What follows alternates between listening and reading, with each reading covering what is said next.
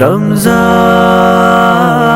रमजान मोहब्बत का उल्फत का रहमत का मौसम मुबारक हो सबको ये रमजान मुआज़म। मोहब्बत का उल्फत का रहमत का मौसम मुबारक हो सबको ये रमजान मुआज़म।